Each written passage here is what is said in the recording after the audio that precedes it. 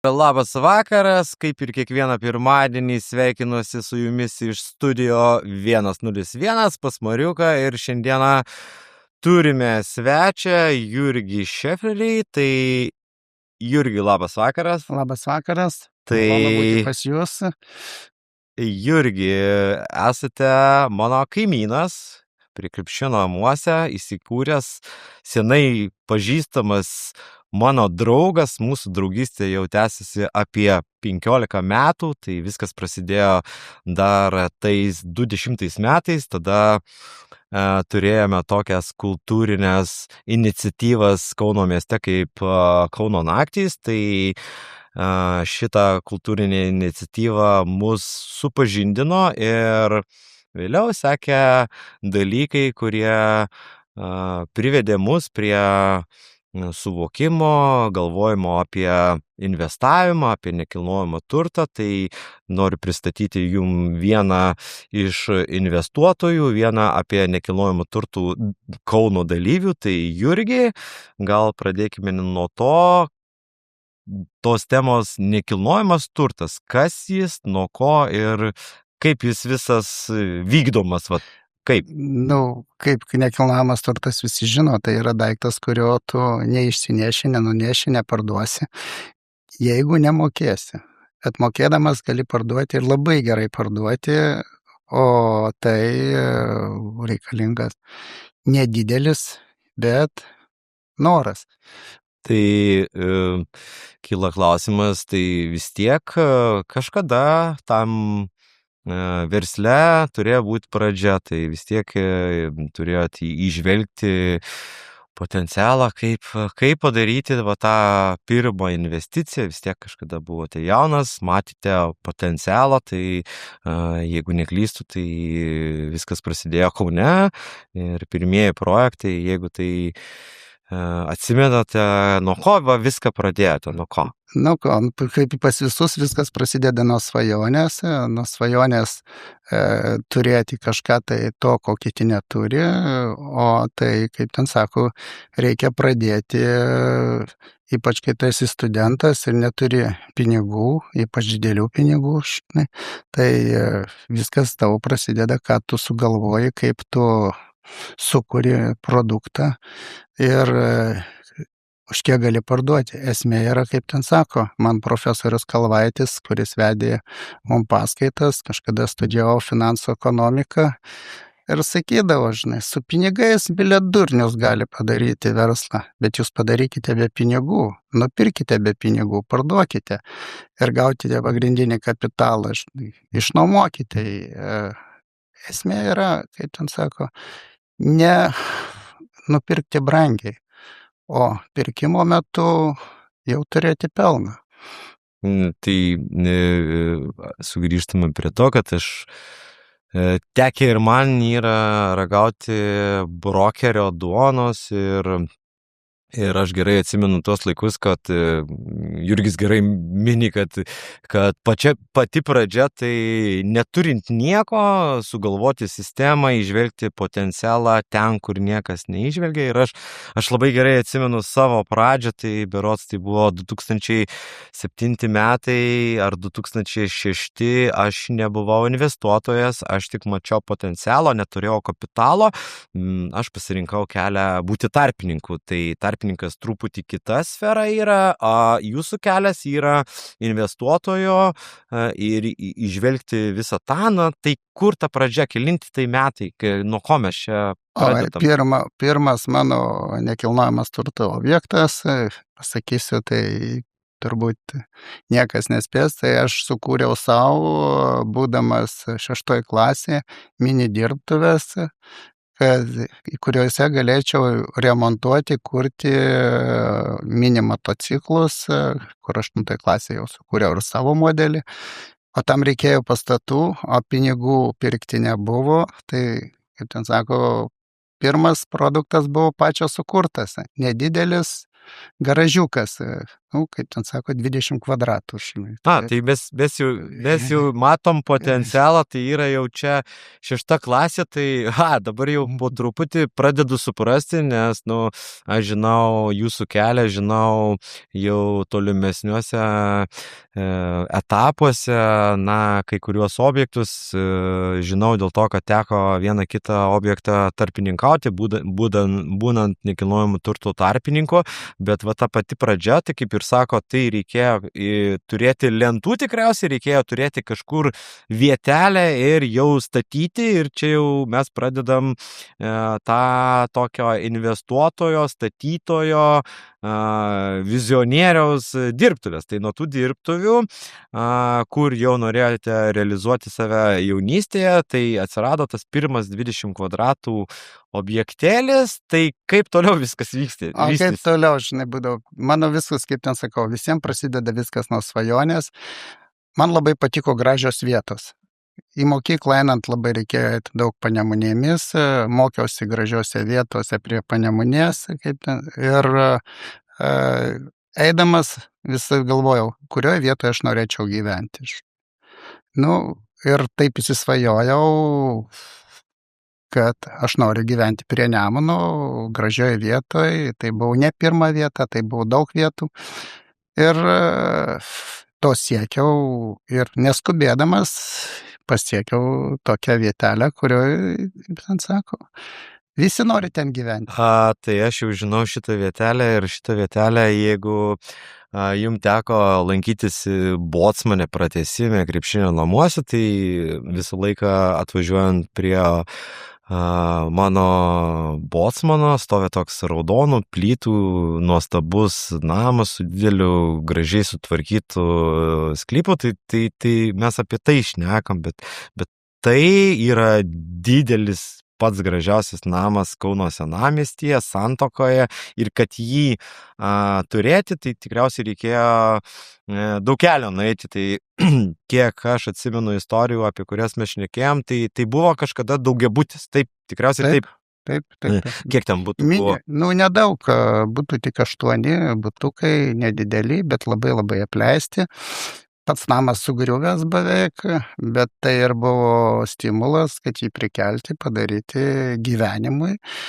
O kad tam padaryti, reikėjo daug dar projektų išvystyti, kad tas namas taptų... Jūsų svajonės išsipildymas. Iš tikrųjų, aš nesvajojau šito namą pirkti, aš norėjau dvarą nusipirkti, būti dvarininku, visą kitą, nes šaknys tai reikalavo, kraujas taip pat, ir todėl buvo pasirinkta kažkuri vieta. Tik po to, kai jau nupirkau, sužinojau, kad čia yra buvusi bajorų rezidencija, ir kad tai man yra tai, ko aš ieškojau. Tai kad pasiektas svajonės, tai vis tiek mini dvarą, tai mintis pradinė buvo tikriausiai, kad šitą Santakoje esantį nuostabų statinį turėjo atminti išparduoti, tikriausiai tai buvo pirminė mintis, aš taip įsivaizduoju. Nebuvo. Ne, jūs jį norėjot... Nuo pat pirmų dienų jūs norėjot jį turėti kaip savo šeimos turtą. Kaip savo...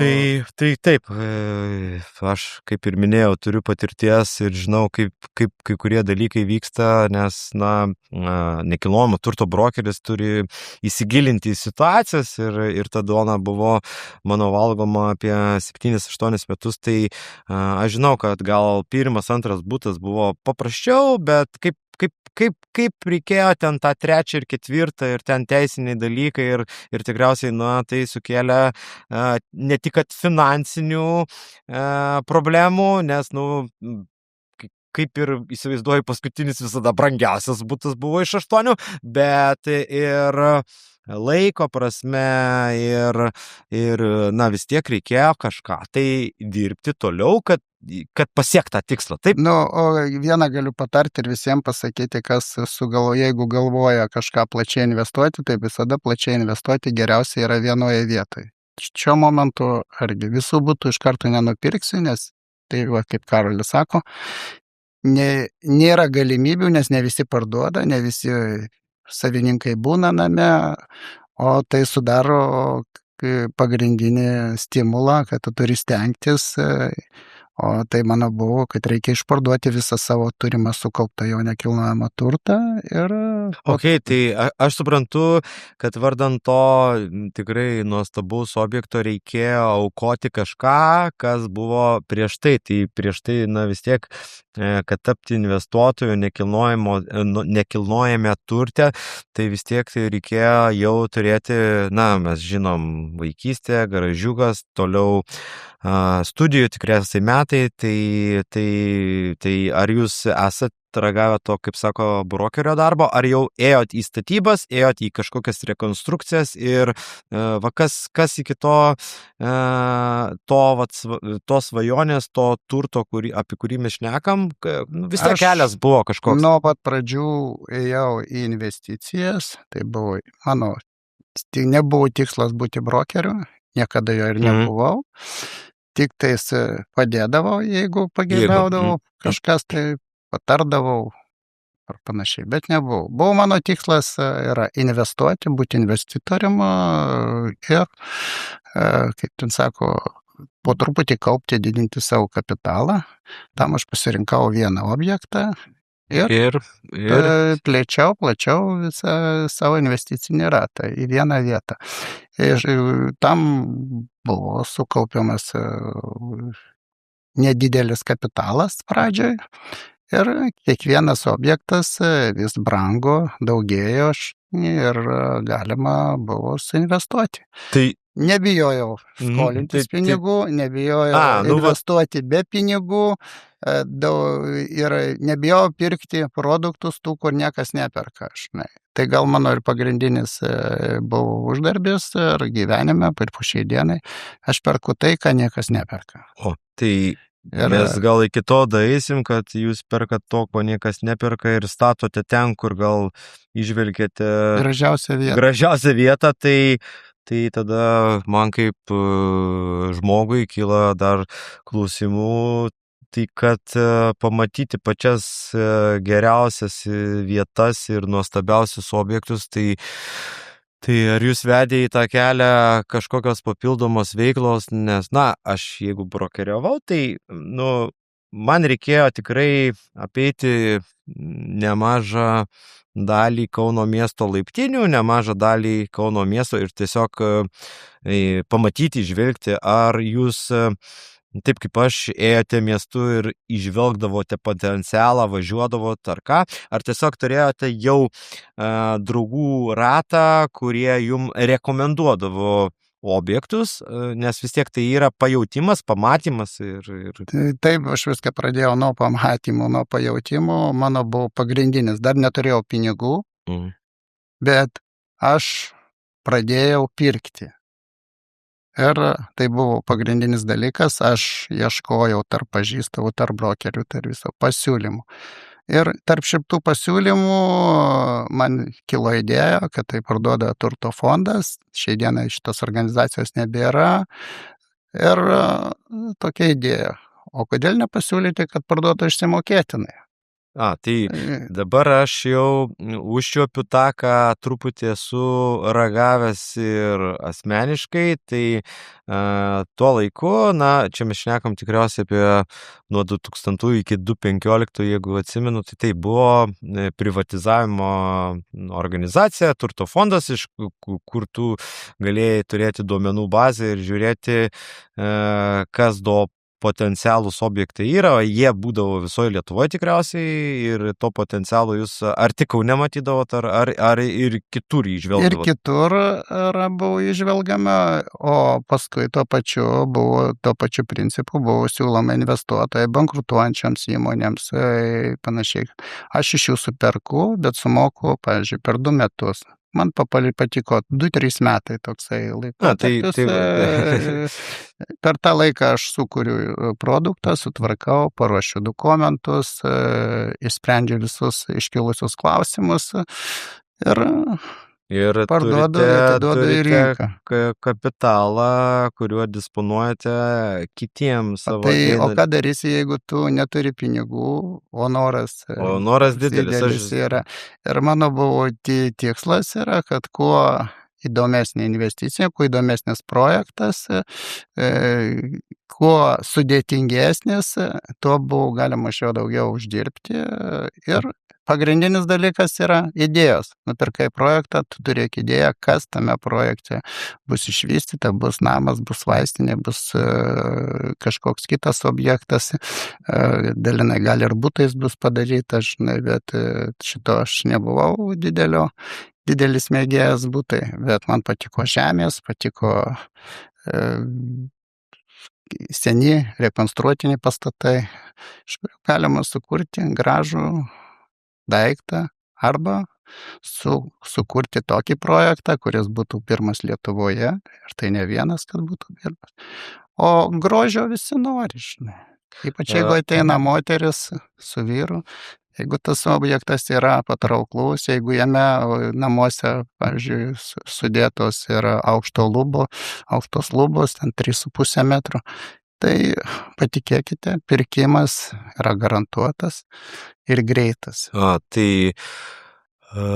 vėl klausimai, ar tie potencialūs jūsų objektai dažniausiai būdavo Kauno mieste, senamiesty gal, ar jūs išvelgdavot tą potencialą kažkur ir už miesto ribų? Senamiestis yra investavimas savo geras yra, bet pardavimui tai yra viena iš prasčiausių investicijų, nes tai yra brangus produktai, pelnas mažas, konkurencija didelė, pirkėjų labai daug, tai jų visada ten buvo didelis kiekis, o daugiausiai tai yra ten, kur niekas neperka. Tai kaip... Kiekvienu momentu atskira vieta, jeigu paimkime Vilniuje, buvo naujininkai, kažkada pasigyriau, pasipasakojau, kaip gerai investuoti tam rajone, tai po metų laiko buvo kainos didžiulės ir ten nieko neapsimokėjo pirkti. Gal net ne metai praėjo, gal pusmetį. Tai jeigu aš neklystu, tai jūs žvalgotės nekilnojamo turto objektų, jaučiate potencialą miegamuosiuose rajonuose, kur ten, kur niekas neperka. Ten, kur niekas neperka. Aš pirmiausia žiūriu ten, kur niekas nevažiuoja, kur brokeriai mažiausiai kur mažiausios kainos ir kur niekas, kur niekam neįdomu, pavyzdžiui. Okay, Bet labai seku, kas bus ateityje, kas bus po 5 metų, po 3 metų, kaip ten sako.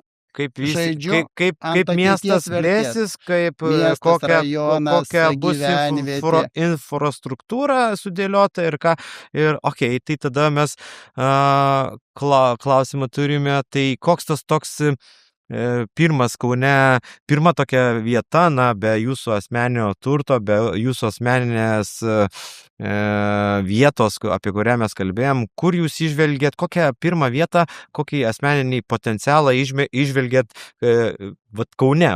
Kaip ir visi turi nedidelį kapitalą, aš tuo momentu turėjau mažą butuką, 1,5 kambario ir tarp namų buvo tokia didelė šiukšlių šachta, 4 kvadratų. Aš sugalvojau, kad tarp šiukšlių šachtą prijungus tarp namų visą tą erdvę galima uždirbti nemažą kapitalą. Kuri čia vietoj buvo? Čia Kalniečių gatvėje. Kalniečių gatvėje ėmėt ir pamatėt kažkokią tai šachtą? Tai, būdamas, kaip ten sakau, dar studentas, aš ryžausi tą investiciją. O čia jau buvo, taip, jau čia nepriklausoma Lietuva tikriausiai? Jau buvo nepriklausoma. 93 metai. Antri metai. Kalniečiuose šachtą sutvarkėm, pardavėt, dokumentaliai, teisiškai, viską.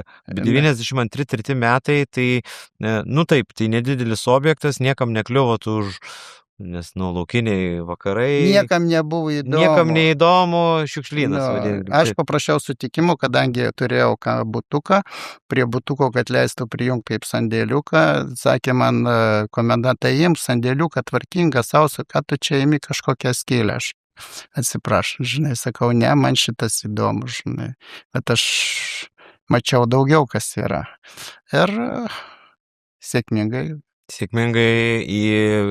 čia vienas iš tokių pirmesnių objektėlių Kaune, kur davė atspirtį judėti toliau ir, tikriausiai po šito... Tai ne pirmas buvo, jo, bet pirmas buvo toksai, buvo gana neblogų projektėlių ir kitur, žinai, tokių smulkių, bet šitas, kuris man davė didelį supratimą, kad galima uždirbti. Galima uždirbti iš nekilnojamo turto ir neturit pinigų, galima judėti į priekį. Taip. Teoriškai, kaip ten sako, šitam projekte buvo viskas padaryta be pinigų. Tai aš įsivaizduoju, kad... Ir tai tada pradedi vystyti, kaip galvoti. O iš tikrųjų tai yra pati maloniausia investicija, kai tu gali padaryti su labai nedideliais pinigais, o toliau visi variantai finansavimo, bet galiu pasakyti, kadangi domėjausi labai tais objektais, kurį niekas neperka, taip pat ir žmonių, ir po šiai dienai domiuosi, kurie labai nėra patrauklus, bet visada galvoju, kaip sukelti jo vertę. Tai ne tik tais jo vertė, bet ir aplinkos tikriausiai vertė. Viskame yra aplinka vienas turbūt jau net iš pagrindinių dalykų, aplinka, privažiavimai, galimi privažiavimai, toliau namo patį projektą. Man patinka suprojektuoti namus ir parduoti vystytojams.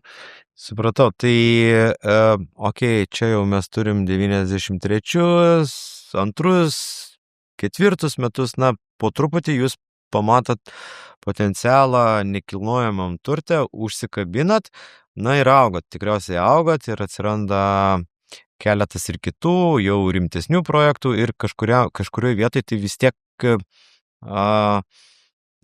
palei visą akademinę teoriją, ką jūs sakot, verslo finansų studijavot, aš verslo ekonomiką, tai kaip sako, pagal teoriją, tai pigiausi pinigai skolinti pinigai yra ir ar jūs jungiat pavarą skolinimus iš banko, ar jūs jungiate pavarą kooperacijos su partneriais ir vis tiek jau verslas auga, nekilnojamo turto vystymas, tai padarėt vieną objektėlį, tada tikriausiai turėjo 2-3 ir koks santykis jūsų su pinigais, kai reikia jau plėsti tą, ką suprantat, iš ko toliau gyvensit. Va čia įdomu.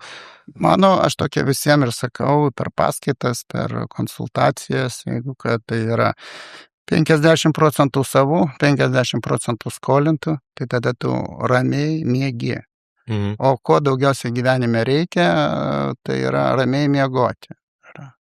Ar jeigu aš tokį patarimą duosiu visiems, bet jeigu, pasižiūrėkite, pirmą, ar jūs aplamai galite investuoti 1 milijoną, 500 milijonų, pasiskolinkite 500 milijono ar milijoną, padėkite ant stalo ir nueikite miegoti. Jeigu jūs naktį miegosite ramiai, niekas jums netrukdys, ryte tikrai rasite tuos pinigus ant stalo, tai jūs investuokite tą milijoną. Bet jeigu jūs miegosite ar naktį, gal iš vis nemiegosite, tokių teko ne vieną pažinti, tai jūs neinvestuokite milijonų. Čia labai gerą dalyką priminėt, kaip ir minėjau, teko dirbti ir asmeniškai vienam kaip brokeriui, bet teko porą metų ar pusantrų metų dirbti. Tuo metu buvo kompanija Remax, jinai labai buvo didelė ir, aš nuėjau pasisemti patirties. Tikrai buvo labai didelė patirtis ir kas man toj kompanijai patiko, tai pirmą kartą susidūriau, kas tai yra edukacijos nuo profesionalai, tai vadinkim brokeriui teikiama kažkokia tai pagalba, kaip bendrauti su pirkėjais, pardavėjais ir tuo. Ir tą, ką jūs paminėjot, buvo tokia paskaitėlė, atėjo irgi tikriausiai finansų konsultantas ir tokį panašų pavyzdį pasakė, tai sako, jeigu jūs norite uždirbti daugiau, turėti daugiau finansų, tai sako, viskas priklauso nuo tos psichologijos, tai pasiimkit vakare į gatvę 20 000, tuo metu dar buvo litai, įsidėkit į kišenę ir jeigu eisit ir neramiai blaškysitės ir ką, na, prie Tai jūsų tikrai jūs apvogs. Jo, tai tikrai jum nelemta uždirbti ir būti turtingais. Tai va čia geras labai įdomus pavyzdys, kaip sakot, jeigu investicija, kurią galit padaryti ir nesukti dėl to galvos, yra tas 500 000, tai investuok, bet jeigu neramina, tai sugrįžk prie to, ką jūs turėjote tais 93 metais, kaip padaryti tą biznį visiškai be pinigų. Ir tai įmanoma, ir tai aš esu pats kažkada daręs ir gal kokių pavyzdžių, na, aš tikiu, kad bent jau kažkiek mūsų auditorijos pažiūrės, tai vat gerai, vat jaunas žmogus, studentas dabartiniais laikais, tai galvoja, nu, vat jau esu antram kurse ir jau noriu turėti savo būstą, nes dažniausiai tai atsitiko ir tau tikriausiai, atsitiko ir man, kad, na, ištinka šeima.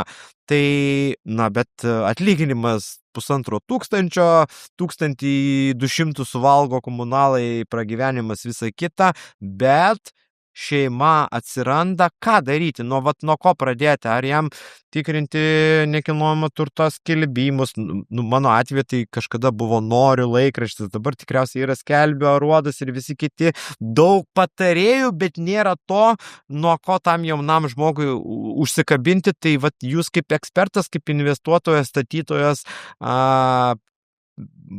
kokį patarimą jaunam žmogui? Aš tai galiu pasakyti, Aruodas tai yra, kai jau visi praeina, kai jau niekam nieko nereikia, tada įkeliama į Aruodą, faktiškai gerų produktų Aruodė nėra, nesu nieko nupirkęs, yra normalūs produktai, kuriuos tik tai gali nupirkti už didelius pinigus, įdėjęs truputį proto ar užsidirbti, sakykime, 20%. Okay. Tai su Aruodu daugiau šiai dienai ant Aruodę investuojant iš Aruodo produktų neteko, žinai. Bet daugiausia visą galima uždirbti ten, kur, kaip sako, niekas neižvelgia.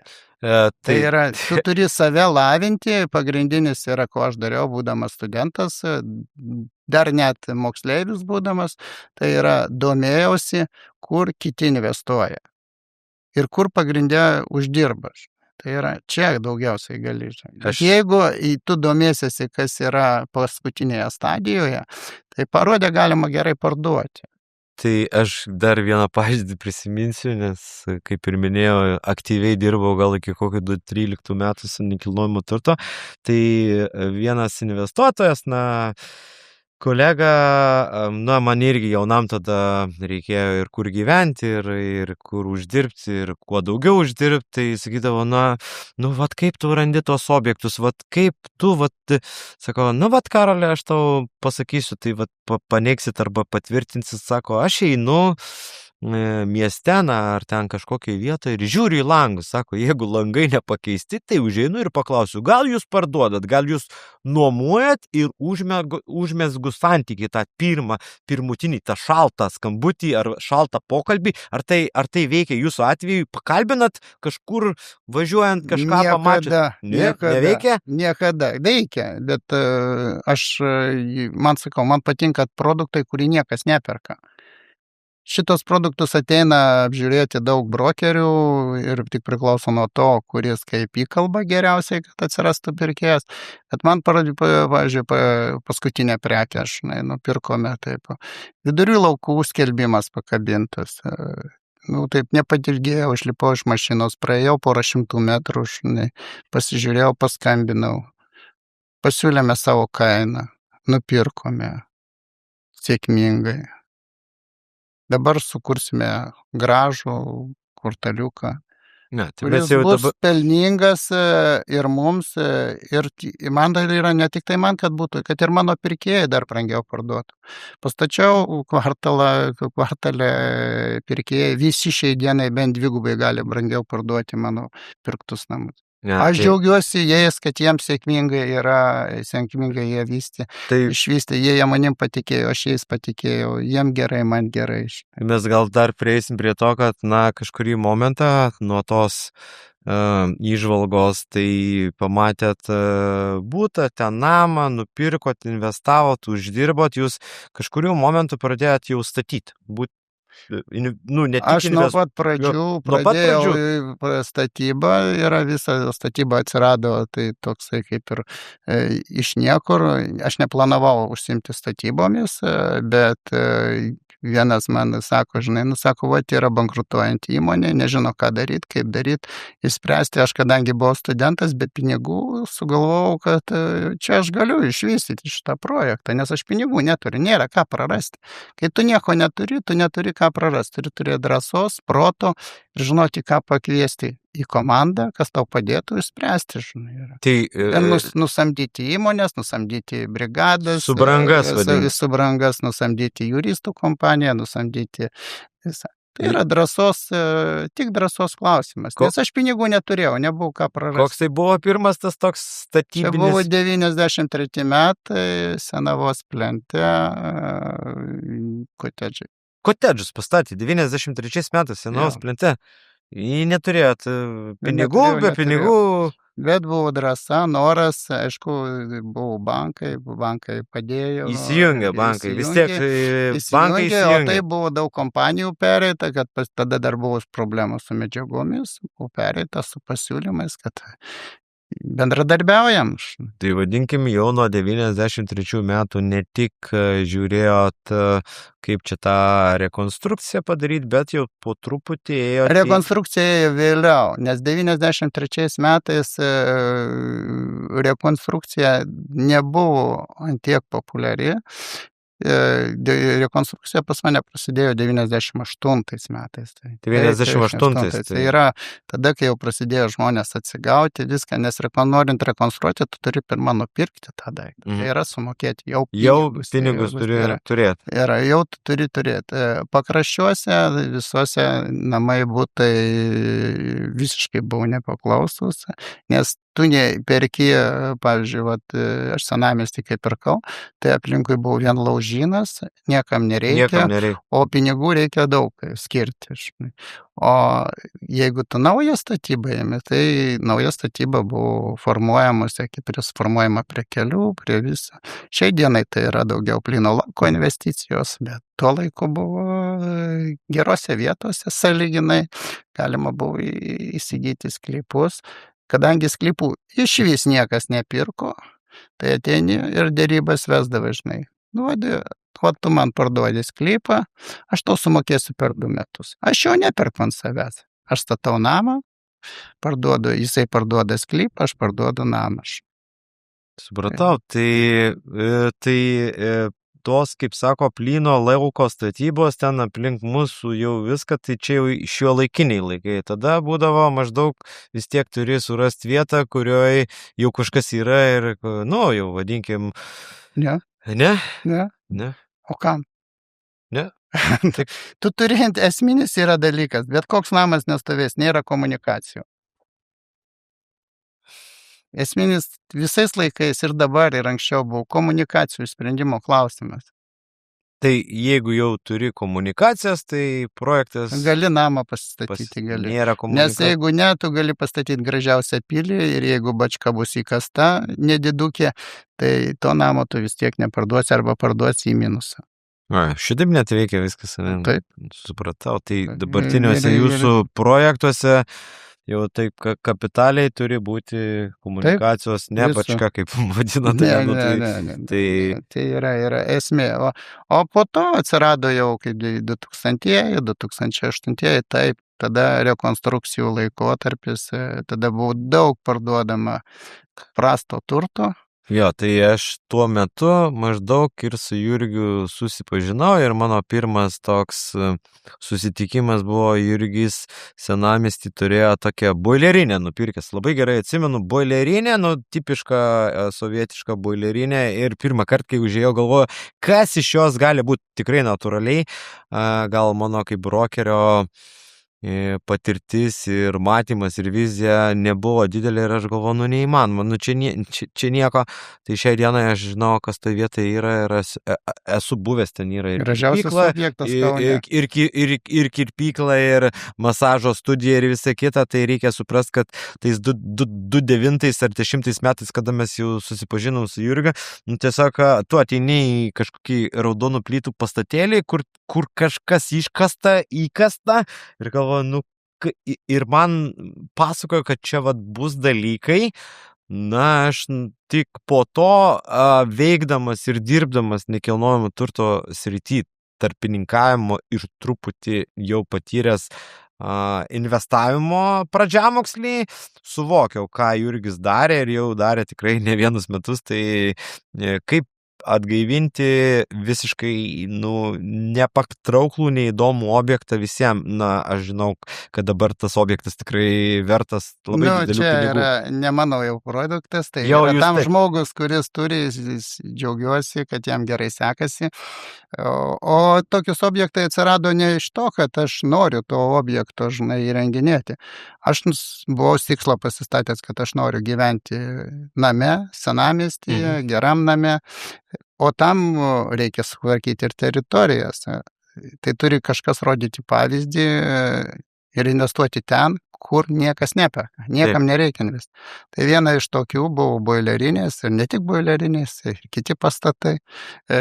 Rekonstruojamas, įmė rekonstrukcijai pastatą, paėmėm apleistą 60 kvadratų pastatą, kur nie žmonės įkišti galvos nenori, aš pas irgi nejau į ją, aš tik tai atidaręs duris pažiūrėjau, ir nusprendžiau, kad aš čia perku. Paruošėm projektą, iš 67 kvadratų pasidarė 100, automatiškai jau ant kvadratūros verčiamas papildomas kapitalas. Investavau dar 80 000 litų ir pardavėm už, jei aš teisingai atsimenu, už 250. Neblogai. Tai Tai čia ne geriausias. Čia nėra geriausias variantas. Čia yra daug, bet čia buvo senamiestis, vien dėl to norisi, kad senamiestį būtų tvarkinga, gražu šitą. Ir užtat buvo ir investuojama. Jeigu būčiau aš negyvenęs senamiestį, aš šitos produktus nebūčiau investavęs ir nebūčiau jų tvarkęs.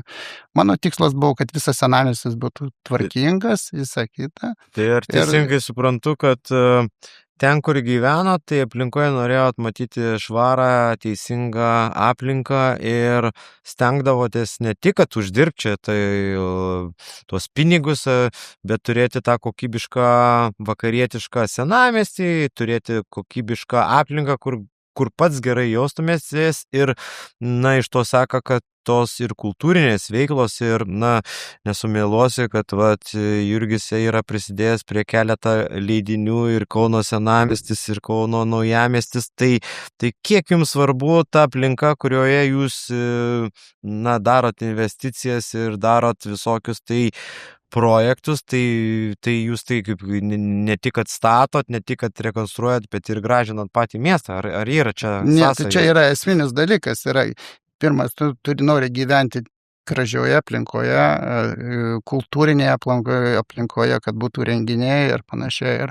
Ir esmė yra ne pinigus uždirbti. Esmė tuos pinigus paversti kultūrinių produktų, kitų produktų, kad būtų visiems įdomu. Tai daleiskim, jeigu rinkasi kiekvienas žmogus, aš sakau, kam skiri savo dešimtinę, Tai yra čia vienas yra iš tokių, taip, pas mane dešimtinė yra knygų leidyba ir aš pats priklausau 27 knygų bičiulių mėgėjų draugijai. Taip pat prasidėjo ir tokios renginys kaip Kauno naktis. Kodėl jis atsirado? Todėl, kad senamiestis buvo miręs, nieko nebuvo. Tai tą patį šiandieną nori padaryti, numarinti jį. Bet tada mes darėme, kad jį prikelti. Ir atsirado tokia kaip idėja Kaunui grupė. Jas suorganizavo Kauno diena. Buvo paskelbtas konkursas, renginių, kas ką gali kaip pasiūlyti, kaip prikelti. Ir mes susipažinom su idėjinių žmonių grupelė ir sugalvojom, kad yra toksai renginys Kauno naktis. Mes jį sukūrėm, tą renginį. Ir kad išeitų į gatves 10 tūkstančių žmonių. Ir mūsų tikslas buvo. Ir mes pirmieji suorganizavome renginį tokį, kad Ar aš... be šitą, mes pirmieji suorganizavome be alkoholio renginį. Mhm. Ko nereikia, nėra alaus, vadinasi, apsaugos mažiau reikia, mažiau tualetų reikia, viso kito. Tegul kavinės uždirba, yra. Jeigu tu nori užsidirbti iš tokio renginio, tai visi, pavyzdžiui, atlikėjai tada iš tavęs taip pat prašo. Bet jeigu tu kalbi, kad aš renginį darau nemokamai, tada tu sakai, žinai, būkit geri ir jūs atlikite nemokamai.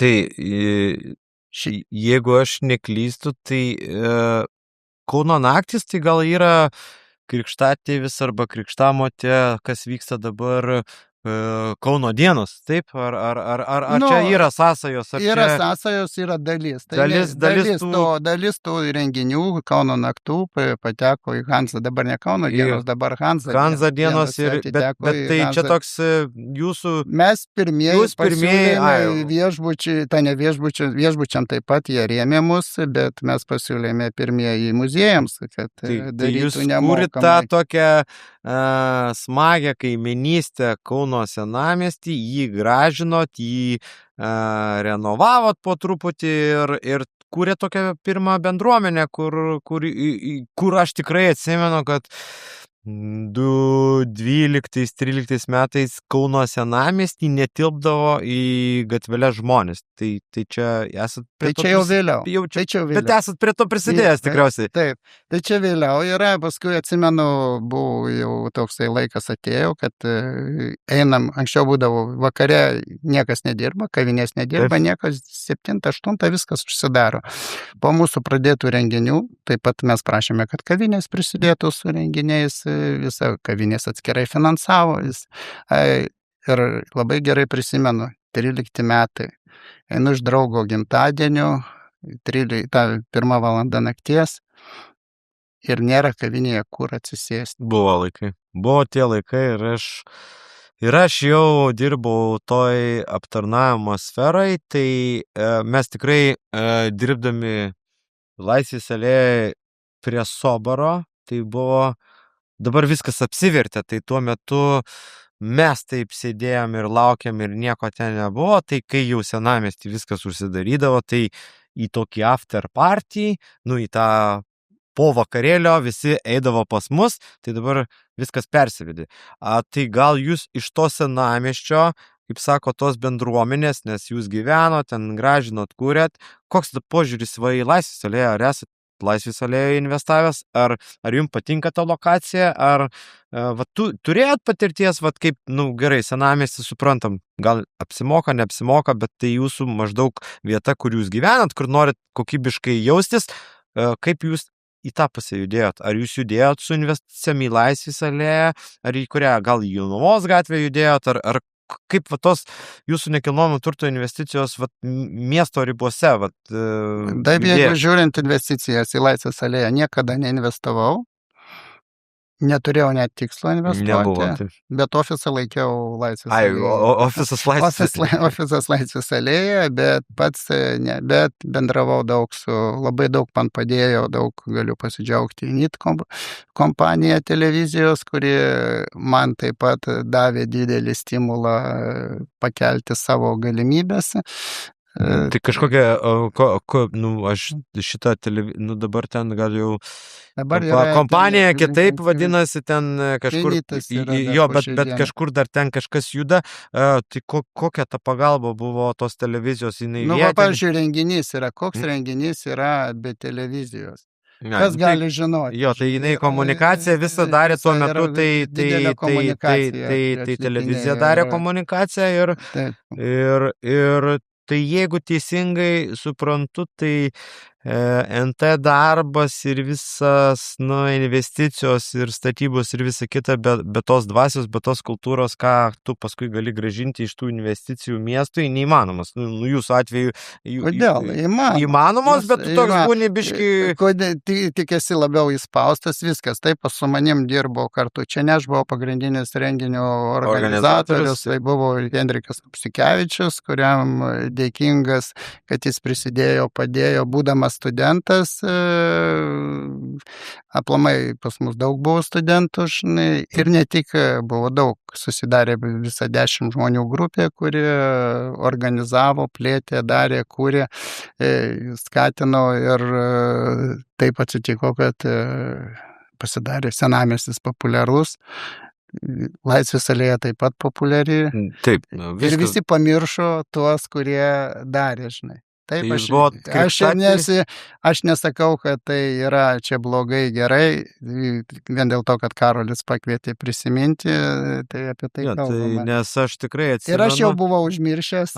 Nes aš tikrai atsimenu, kad tas mano jaunatviškas maksimalizmas prasidėjo nuo tų kanklių ir, kaip ir minėjau, tai pirmieji susitikimai su Jurgiu ir buvo tose kanklėse. Aš ateinu į kanklės ir sakau, žinai, Karoli, kaip galima palikti, kai renginys yra didžiulis, 100 žmonių ir jūs einate miegoti 12 vakaro. Turite dirbti iki 6 ryto. Taip ir dirba. Tai mūsų buvo tikslas, kad ne tik mes dirbtume, kad ir dirbtų visos kavinės. Nebaigėsi darbas 11, 10 mes uždarom. Ne, jūs turite dirbti iki ryto. Tai Jurgis buvo tas, kur man davė ne tik suvokimą apie investicijas, apie kultūrą, bet davė tikriausiai ir šeimą, nes aš per tas naktis dirbdamas iki ryto radau kanklėse ir savo žmoną. Tai čia atskira istorija, gal kažkada pašnekėsim apie tai. Tai toliau gal tęsim apie, supratau, kad kultūra didelė dalis jūsų džiaugsmo, bet finansai toliau turėjo judėti ir žinau, kad jie toliau juda, plėtra vykdoma, tai gerai, tai ten, kaip sakė, 93, ten 2000 metai, mes kažkur dabar sukamės apie 2012 metus, žinau, kad turėjot labai įdomų projektą Aleksotė, kaip sakot, kažkur draugų rate aš sužinojau, kad Jurgis investuoja, stato 50 namų berods ten. Ne 50, mažiau.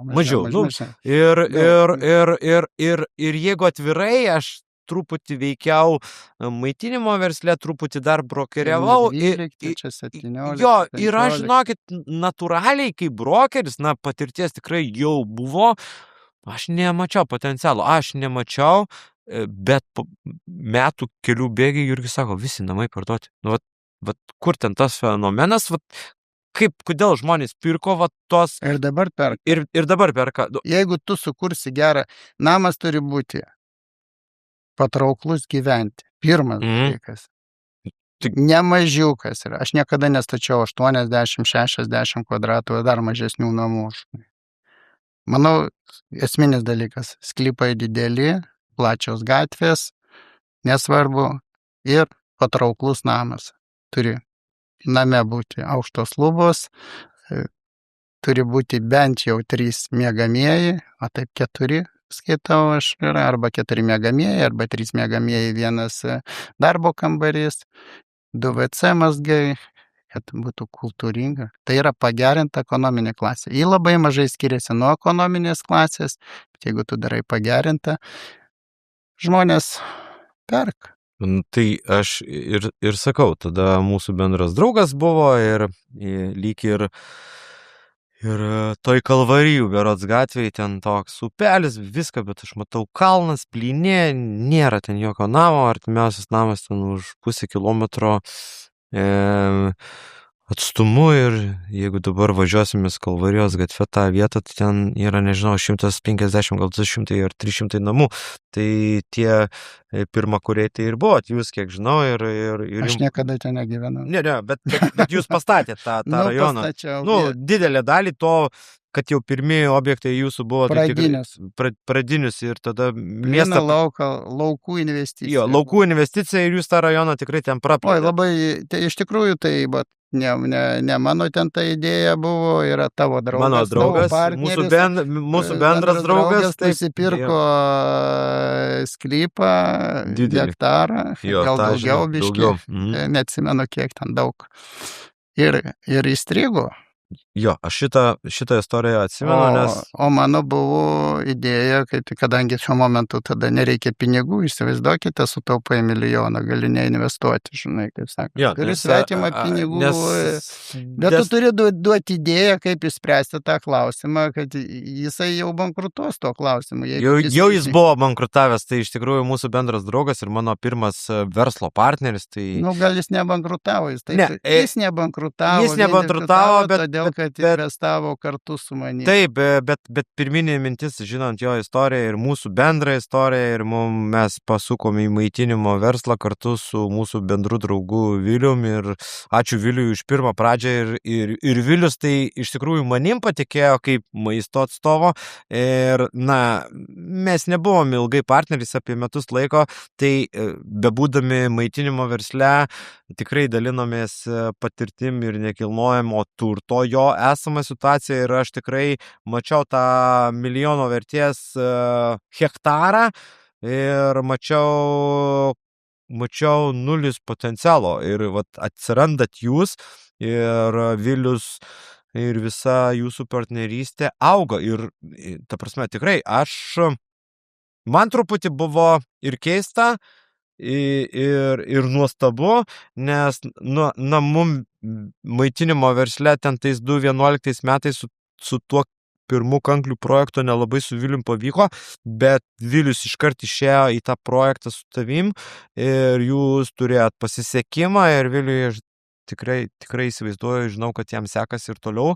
Tai ėmėt, pastatė tą pirmą lauką, ir po jūsų jau sekė kiti projektai.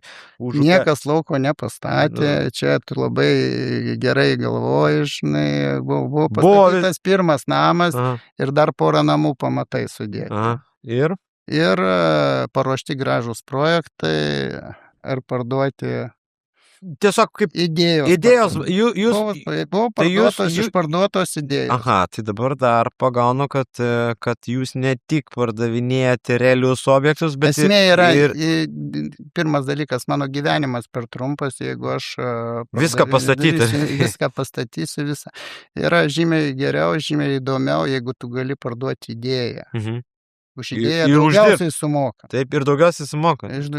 Visas gyvenimas yra iš idėjų. Gerai, tai svajonės, idėjos. Tai tada man pačiam jau čia darosi įdomu, tai tai papasakok tada. Tai plynas laukas, ten pamatai vienas namas, ir pabraižytam popieriaus idėja, kas vizualizacija, ką tu ten pardavinėjai? Pirmas dalykas, vizualizacija svarbu, išplanavimas svarbu, kad yra svarbu, kas statys. Atėjęs žmogus, tu net nestatytojas. Aš nežinau. Bet tu duodi statytojui, duodi visus, kas yra. Jisai statytojui moka, bet tu parduodi žemės sklypą, parduodi projektą, parduodi kaip viziją, kaip turi būti. Ir ta vizija išvystoma yra. Tai realiai tu kaip ir nieko nedarai, tu duodi kontaktus, kas subranga, tu duodi pačią... Šiuo momentu. Taip. Ne visada. Ne visą laiką, bet tas vienas iš tavo tokio verslo modelio, tai vadinkim, tu pamatai... Duodi darbą architektais, potencialą pamatai vietoje, turi komunikacijos, kaip sakai. Jų nebuvo šiuo momentu, čia buvo didelis laukas. Bet dar karvės ganėsi. Aš tą atsimenu, kad ten karvės ganėsi, bet vis tiek aš bandau įsivaizduoti. Tai gerai, turi aplink save ten statytojus, subranga, turi projektą, kaip ten kas įsikanų, ir ateina...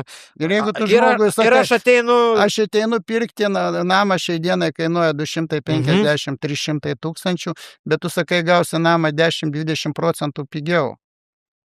Ir vadinkim, tu jam sudėlioji jam visą eigą, kaip tai padaryti ir kaip sutaupyti tą 10-20% nuo tos pirmos statybos. Jeigu jisai sutaupo 25-50 tūkstančių, ar jam tai neįdomu? Tai aišku, kad įdomu. Tai ir va čia jau ir man įdomu. Ir čia gaunasi, kad tu parduodi be reklamos, reklama tave susiranda. Nes aš iš tikrųjų realiai niekada nestačiau namo ir niekada negyvenau ten nuo savam name, tai va dabar jau ir aš save pasigaunu, kad čia jau man įdomu. Tai va, pavyzdžiui, tai jūs iš tikrųjų mieste galit parodyti jaunam žmogui potencialą, kaip sutaupyti pinigų, statant pirmą savo namą. Taip?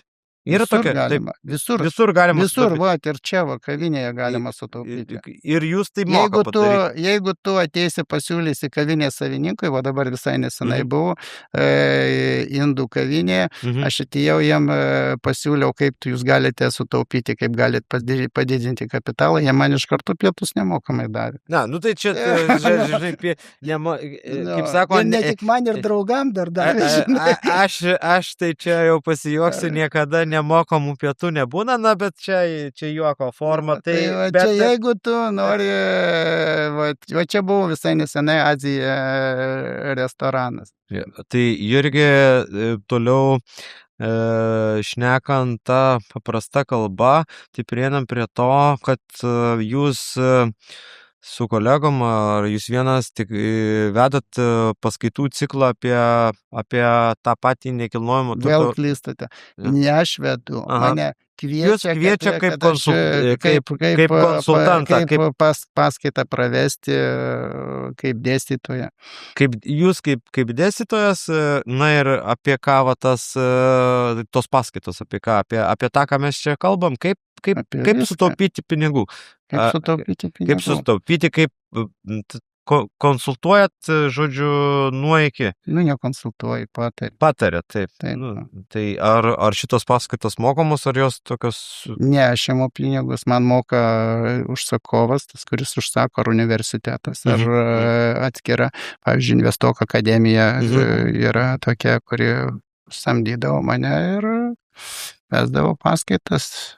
Tai, bet čia gal paklausys vienas kitas mūsų laidelės žiūrovas, tai jeigu sugalvotų tyčiai, kad reikia ar rekonstruoti, ar statyti, ar šiaip vietą pamatyti, ar pasitarti, įmanoma jūs rasti kažkur, kur jūs įmanoma rasti? Ar ta konsultacija mokama, ar jūs tiesiog turit savo vizijas ir, kaip sako, daro tai, kas jums patinka ir visa kita, ar jūs dar ir sulaukėt tų klausimų iš aplinkos, na gerai. Aš galiu pasakyti, aš konsultuoju nemokamai savo studentus, kurie buvo pas mane paskaitose, tai aš tos konsultuoju nemokamai, kuri mokymuose mano buvo nemokamai. Taip, aš konsultuoju, aš jiem patariu visą kitą. Iš gatvės nekonsultuoju, nepriimat, per mažai laiko gyvenime. Taip, aš noriu, kad mano studentai klestėtų, kad būtų visi milijonieriai, kuo daugiau bus milijonierių, tuo bus geriau visai aplinkai. Ir man bus geriau, ir turėsiu kam parduoti, žinai. Taip mes bendrais bruožais pasikalbėjom apie tą tokie, vadinkime, investavimą, tą vietos pamatymą ir visą kitą. Tai dabar prieinam prie to, ar turite kažkokį tai naują savo projektą šiai dienai ir ar statote, ar parduodate kažkokią viziją, kas dabar vyksta šiuo metu? Aš jau minėjau, žinai, kad yra nupirkti projektėliai, kuriuos ruošiame projektus, yra taip truputį pastrigome šiuo momentu, nes įstrigom su keliais, miestas reikalauja, kad būtų miesto keliai prakloti, teks tokius darbus atlikti, niekur nedingsime ir toliau vėl kaip dalį pastatysim, dalį sklypų parduosim, viskas atitinka. Kokia čia lokacija, kur čia mes? Dar nekalbam. Dar negalima, neskleisim. Kalbėkime apie tai, taip, teoriškai jau nebus konkurencijos, bet geriau jau kalbėti apie tai, kas yra padaryta, o ne tai, kas bus galutinai daroma. Yra, kas tai yra jau.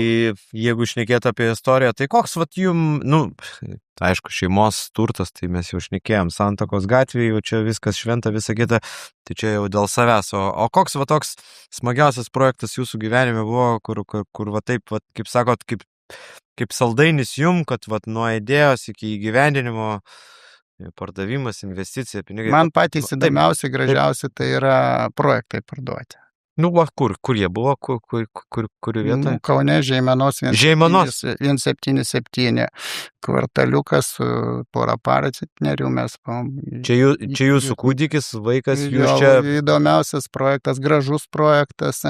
Žeimenos 177. Reiks pasidomėti, kaip Tai yra projektas mūsų išvystė vystytojai, padarė, mes pardavėme patį projektą. Labai, gal apie pelningumą nebus tiek pelningas, bet pats tikrai gražus, išvystytas, fainas projektas, kuris, kaip ten sakom, mane džiugina, džiaugiuosi, kad vystytojai beveik išvystė viską, ką mes buvom suplanavę. Dabar, bešnekant apie projektus, toks, irgi klausimas kyla. Tai, gerai, suprantu, finansai, suprantat, investavimas, nekilnojamas turtas, ten plėtra, statybos, visa kita. Bet dabar, taip kilo galvo, tuos architektinius dalykus, jūs tas vizijas kuriat, ar yra architektų kažkoks biuras? Yra taip, šiai dienai dirbu turiu du architektus, vieną, kuris dirba, tai yra Kančo studija. Su Kanču, tai yra, ir anksčiau dirbome, bet Algimanto nėra, yra sūnus, kuris dabar projektuoja man jau ne pirmą projektą. Tikrai, jau čia man įdomu. Ačiū Lukui šitą, tai yra vienas, turim paprastiem objektam, kur daug nereikia, tai teoriškai nupieši projektą greitų būdų, viskas priklauso tik derinimai, kaip mieste yra. Tai dar porą architektų, kurie dirba, bet turiu porą teisininkių, kurios padėdavo, išspręsti tuos klausimus. Ir tokia Tai vis tiek kelias yra nemažas nuo to garažiuko 20 kvadratų iki... Bet aš buvau 6 klasėje. Jo, bet tai aš ir noriu pasakyti, taip ir visą tą gyvenimą vis tiek sukūrėt kažkokį investicinį portfelį ir, sukūrėt savo, kaip sako, kapitalą šeimos, tai kapitalą įmonės. Ar jūs ir esate ta įmonė, ar tai yra komanda be jūsų dar, kuri rūpinasi visais, ar tai ta įmonė ir esat jūs, ar kaip veikia viskas? Aš esu kaip ir įmonė, kaip ir fizinis asmo, taip investuoju kaip fizinis asmo, esu pats PVM mokėtojas. Jau suprantama, kad jeigu tu darai šitą, o jeigu taip klausyti, samdau įmonę, samdau brigadas, atitinkamai. Žodžiu, turit visą aptarnavimą iš pašalies ir kas gali pastatyti, kas gali atlikti darbus, kas gali rekonstruoti. Tai tokia vadingi. Bet aš ne paslaugas atlikinėjau šiai dienai, aš atlikinėjau kaip vystymo projektą vystau. Supratau. Bet jeigu yra mano užsakovas, tai tada taip. Bet šiuo momentu nesu statybininkas. Yra statybininkai, bet žinau, kas duoda. Jeigu yra mano klientai ir jiem reikia, tai aš jiems suteikiu paslaugas, kas vysto. Supratau. Tai dar sugrįžtant šnekėjom apie nekilnojamą turtą, šnekėjom apie, kaip sako, kultūrą ir visą kitą, pabaigai gal dar norėsiu paklausti, kad visą tai daryti, matytas tokias šaunias vizijas, viską, tai vis tiek turi viduj būti kažkoks vizionierius, kolekcionierius ir esu buvęs jūsų nuostabiam. Norėjau paklausti, vis tiek, turit kažkokius hobius, ar turit hobį jūs? O kaip gyventi be hobių? Tai koks tas pagrindinis jūsų hobis? Mano? Taip. Mano hobis, bet pagrindinis gal būtų kalnai. Kalnai, tai aš ir norėjau prie šito dalyko, tai kadangi tikriausiai, aš esu studijavęs KTU universitete ir dar net nepažinojau jūsų ir šiek tiek irgi tenka matyti kalnus, tai esu matęs jūsų pavardę. Ir žinau, kad Jurgis Šefleris kopė tikrai ne vieną viršukalnę. Ir kokia aukščiausia jūsų viršukalnė? Ne aukštai. 6 kilo. 6 nėra mažai, nėra aukštai, bet kalnus... Aš neskaitau, kad čia aukštai, nes turiu daug draugų, kurie kopia po 8 ir daugiau. Bet alpinizmas jūsų tas dalykas, kur kažkada buvo, taip. Ir šiai dienai žaviuosi tuo dalyku ir turėdamas galimybę praeiti pro kalnus, neatsisakau. Užsukti juos, tai... Ja, bet tų didžių kalnų jau nelankau, bet svajonės yra visada. Aplankyti dar kažkokią įdomesnę vietelę, tai... Įdomesnę vietelę, gal ne taip sudėtinga nieko, nes labai sunku draugus laidoti, nes gyvenime, kol jaunas, tai viskas gerai, kai sensti, tada nepajunti, kaip tavo jėgos silpsta. Senka ir tu gali išeiti iš gyvenimo labai greitai, žinai. Tai, Jurgi, aš noriu palinkėti, kad jūsų nekilnojamo turto viršukalnės būtų įveikiamos ir tikiu, kad mes dar pasimatysime su klausimais. Aš kaip studentas dar kažkada norėsiu jūs pakalbėti apie sklypų pirkimą, pardavimą ir visą kitą. Čia atskira tema tikriausiai. Čia labai įdomi tema. Faktiškai čia šiai dienai visi turi mokytis, nes labai apleisti mūsų rajonai, miestai taip pat. Šitas klausimas yra šiai dienai beveik nenagrinėjamas. Opus. Taip tas pats kaip ir statybos. Šiai dienai nieks nemoko, visi savamoksliai stato namus. Supratau. Užtat ir griūna, ir visko pasitaiko, kaip žmonės. Tai ką, tada mes nesakome ate, mes sakome iki. Tai ačiū Jurgiui už pokalbį ir pasimatysime kitoje laidoje. Ačiū.